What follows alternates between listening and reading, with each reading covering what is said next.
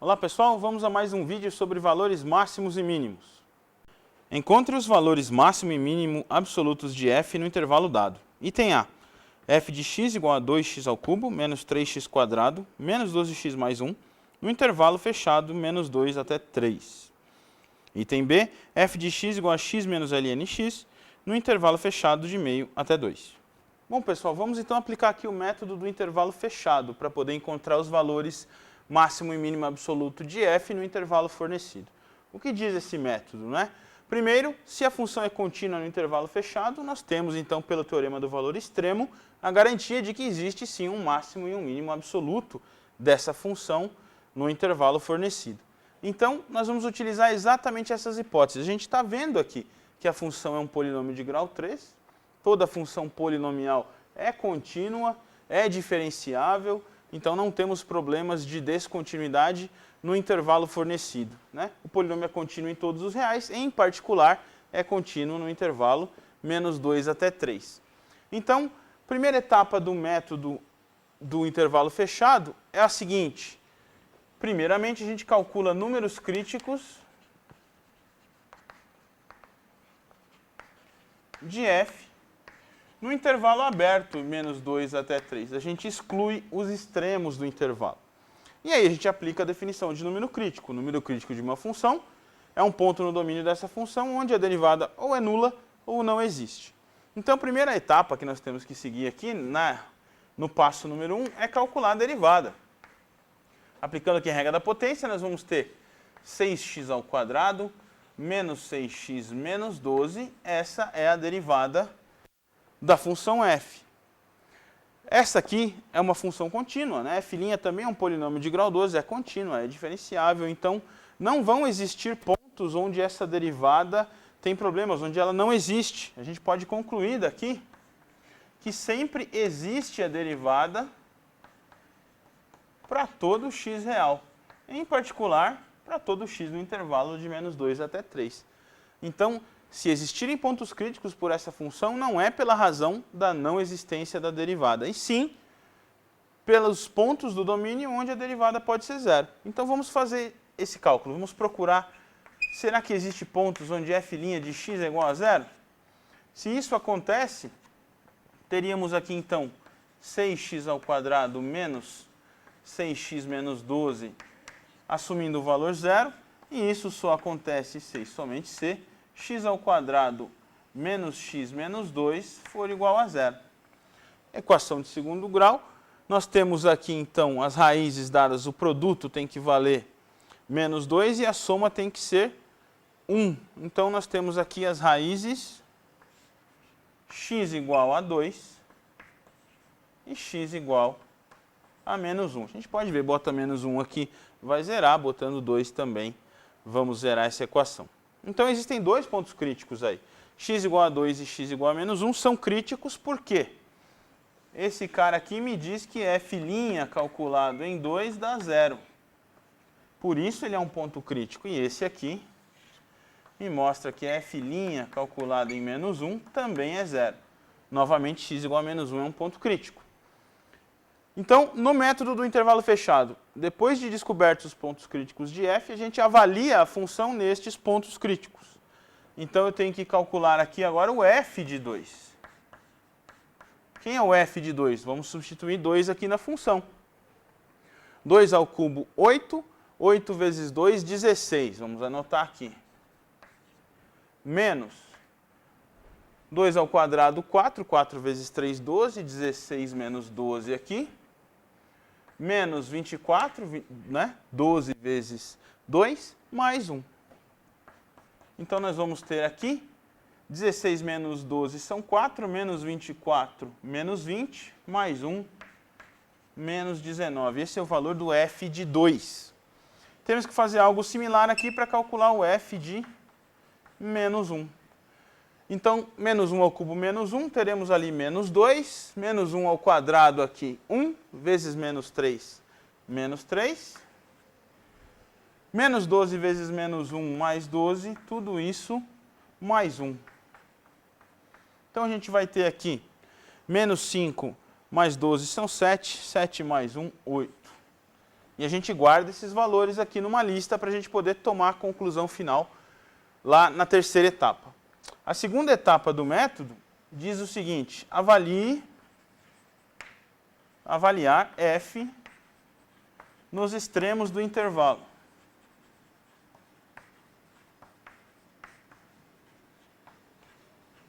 Ou seja, temos que calcular o f no ponto menos 2 e calcular o f no ponto 3. Então vamos lá. Substituindo x igual a menos 2 na função. Menos 2 ao cubo, menos 8, vezes 2, menos 16. Menos 2 ao quadrado são 4, vezes menos 3, menos 12. Menos 2 vezes menos 12 dá mais 24. Mais 1. Então a gente tem aqui 12, tira 16 menos 4, mais 1, menos 3. Esse é o f de menos 2. Agora vamos calcular o f de 3. 3 ao cubo, 27. 27 vezes 2, 54. 3 ao quadrado, 9. Vezes 3 menos 27. E depois 12 vezes 3 menos 36 mais 1. Vamos fazer uma continha. 54 menos 27 são 27 novamente. Positivo.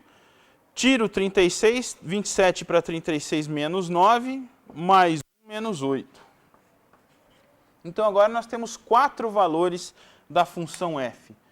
Nós temos esse cara aqui, que é o f de menos 2, esse é o f de 3, nós temos aqui o f de 2 e o f de menos 1. A última etapa do método do intervalo fechado, então, é a conclusão. A gente precisa escolher, então, desses pontos todos, quem é o máximo e quem é o mínimo absoluto. Então, vamos olhar aqui. No nosso caso, para essa função, o máximo absoluto é... Bom, qual é o maior valor dentre todos? É o f de menos 1, porque ele vale 8. Então, esse é o máximo absoluto. F de menos 1, que vale 8. E aqui, o mínimo absoluto... Basta a gente olhar nos 4 valores que nós calculamos. O menor deles é o menos 19, né? Que ocorre em x igual a 2. Então, o mínimo absoluto é o f de 2, que vale menos 19. Então, esse foi o método do intervalo fechado aplicado a essa função polinomial aqui de terceiro grau. Vamos, então, fazer a mesma coisa no item B. Nós temos ali f de x igual x menos ln de x, e agora o intervalo de interesse vai de meio até 2. Esse é um intervalo fechado. Vamos seguir os mesmos passos anteriores, pessoal. Primeiramente, na etapa número 1, vamos calcular os números críticos no intervalo aberto, meio até 2. Então, vamos lá, vamos ter que calcular a derivada. Quem é o f' de x? Então, vamos derivar aqui, derivada do x é 1, derivada do ln de x é 1 sobre x. O importante anotar aqui é o seguinte: essa função é contínua, por isso que nós estamos aplicando o método do intervalo fechado, ela é uma soma de duas funções contínuas, mas a gente tem que tomar um certo cuidado aqui, né? Vamos lembrar alguma coisa, quem é o domínio da f? Não são todos os reais que são admissíveis aqui para o domínio de f, né? Você tem que excluir o zero por conta do ln. E todos os valores negativos também. Então, aqui o domínio é de 0 até infinito. Ou todos os reais positivos, excluindo o zero. E esse acaba sendo o mesmo domínio da f'. Basta você verificar aqui, né? Todos os reais funcionariam aqui, não é? E é importante a gente notar isso. Por que eu não posso admitir x negativo para a função f', uma vez que aqui o único problema que a gente enxerga é x igual a 0, não é? Mas a gente não pode fazer isso, porque esse x aqui veio dessa função f de x. Não é? Na verdade, quando a gente escreve de forma mais genérica, o domínio da f' está sempre contido ou é o próprio domínio da f. Isso tem que acontecer sempre. Então, cuidado, eu não posso aqui dizer que o domínio dessa função são todos reais com exceção do zero. Não, é o domínio da f E aí eu verifico se tem alguma restrição aqui para garantir que o domínio da f' seja sempre contido ou igual ao domínio da f. Então aqui a gente tem, nesse caso específico, o domínio da f é idêntico ao domínio da f'. Bom, isso é importante para a gente não fazer nenhum cálculo errado. Onde aconteceria um problema aqui? Você pode me dizer, poxa, não existe derivada em x igual a zero. Realmente não existe. Mas os números críticos que nós estamos procurando não estão nesse intervalo, né? Estão no intervalo de meio até 2. Então o zero aqui está fora dessa brincadeira nesse momento. Então, se existirem números críticos para essa função, nesse caso só existiriam por conta de derivada igual a zero. Vamos procurar isso. Quando é que a f' de x vai ser zero? Se somente se 1 sobre x for igual a 1. E isso nos leva a concluir que x deve ser 1. 1 está dentro do intervalo que a gente está procurando, está tudo ok. Esse cara aqui é um número crítico. E é o único número crítico nesse intervalo. Então a gente precisa calcular quem é o f de 1. Vou marcar aqui f de 1 vai ser 1 menos o ln de 1. A ln de 1 é 0, né, pessoal? Então isso aqui vai dar 1. Vamos guardar esse resultado para poder concluir mais adiante. Então a primeira etapa também está concluída.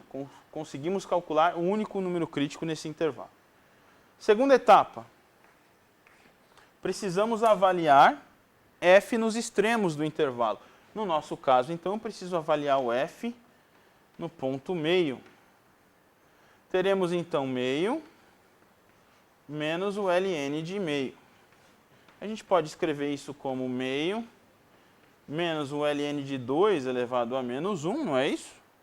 E isso aqui é a mesma coisa que meio mais o ln de 2. A gente pode usar a propriedade do logaritmo para colocar esse expoente aqui na frente. Não é? Meio mais ln de 2. Ln de 2 é mais ou menos 0,69. Então é bom a gente ter isso em mente também para poder fazer a comparação. Vamos seguindo aqui, ó.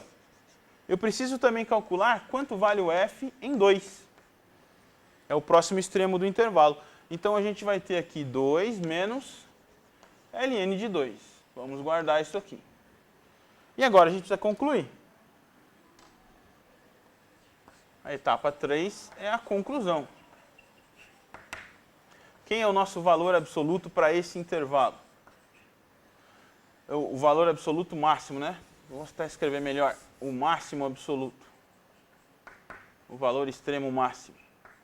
O máximo absoluto vai ser quem? Quem é maior que todos aqui, pessoal? É o 1? É meio mais ln de 2? Ou é 2 menos o ln de 2? Se o ln de 2 é mais ou menos 0,69, vamos tentar o 0,7, aí só para ter uma ideia. 0,5 mais 0,7 dá 1,2 mais ou menos, que é maior do que esse valor 1 aqui. Mais 2 menos o 0,7 dá 1,3. Então esse cara aqui ainda é maior que todo mundo. Né? Então o máximo absoluto é o f de 2, que é 2 menos o ln de 2. E o mínimo absoluto vai ser quem? Esse aqui excede 1, não é? 0,5 mais 0,7, grosso modo, isso vai dar 1,2. Excede esse valor aqui. Portanto, f de 1 vai ser o mínimo absoluto e vale 1. Então, esse é o método do intervalo fechado aplicado a essas duas funções. Obrigado, pessoal. Até o próximo vídeo.